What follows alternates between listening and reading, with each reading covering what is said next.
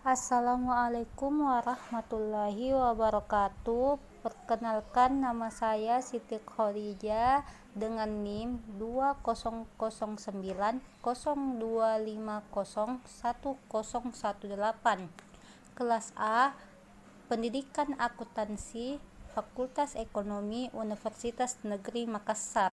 Di sini saya akan menjelaskan materi tentang upaya pendidikan dalam mengatasi masa depan. Adapun pokok pembahasan yang akan dibahas dalam materi ini, yang pertama, tuntutan bagi masa depan, yang kedua, upaya mengantisipasi masa depan. Pokok pembahasan yang pertama yaitu tuntutan bagi manusia masa depan atau manusia modern. Tantangan-tantangan yang akan dihadapi manusia masa depan seperti yang pertama, kemampuan menyesuaikan diri dan memanfaatkan peluang globalisasi dalam berbagai bidang, wawasan, dan pengetahuan yang memadai tentang iptek.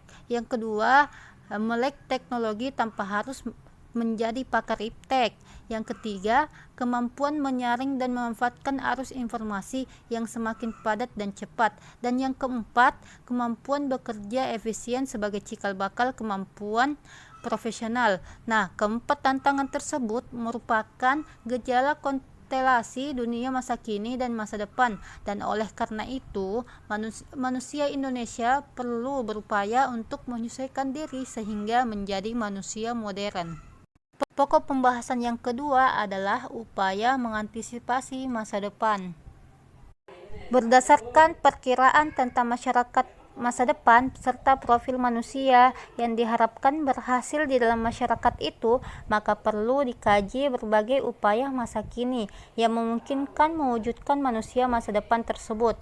Oleh karena itu, kajian tentang upaya mengantisipasi masa depan melalui pendidikan akan diarahkan kepada yang pertama, perubahan nilai dan sikap, yang kedua, pengembangan kebudayaan, dan yang terakhir, pengembangan sarana pendidikan.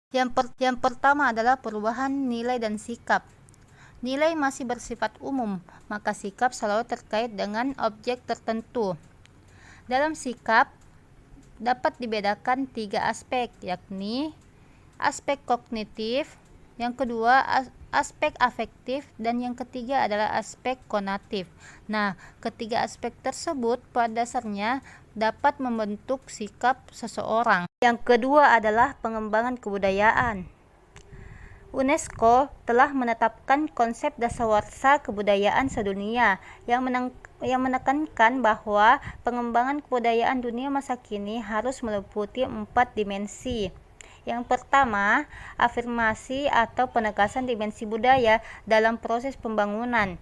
Yang kedua, mereafirmasi dan mengembangkan identitas budaya, dan setiap kelompok manusia berhak diakui identitas budayanya. Yang ketiga, partisipasi, yakni dalam pengembangan suatu bangsa dan negara, maka partisipasi yang optimal dari masyarakat adalah mutlak perlu. Yang keempat, memajukan kerjasama budaya antar bangsa yang merupakan tuntutan mutlak dalam era globalisasi. Yang ketiga adalah pengembangan sarana pendidikan. Adapun 5 strategi dasar dalam era globalisasi mengenai pengembangan sarana pendidikan. Yang pertama, pendidikan untuk pengembangan iptek dipilih terutama dalam bidang-bidang yang vital, seperti manufakturing pertanian. Yang kedua, pendidikan untuk pengembangan keterampilan manajemen, termasuk bahasa-bahasa asing yang relevan untuk hubungan perdagangan dan politik. Yang ketiga, pendidikan untuk pengelolaan kependudukan, lingkungan, keluarga berencana, dan kesehatan sebagai penangkal terhadap menurunnya kualitas hidup.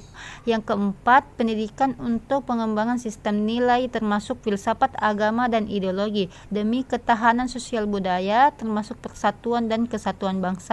Dan strategi yang kelima adalah pendidikan untuk mempertinggi mutu tenaga pendidik. Itulah penjelasan upaya pendidikan dalam mengatasi masa depan. Semoga bermanfaat dan mohon maaf atas kekurangan dalam penjelasan materi ini. Sekian dan terima kasih. Assalamualaikum warahmatullahi wabarakatuh.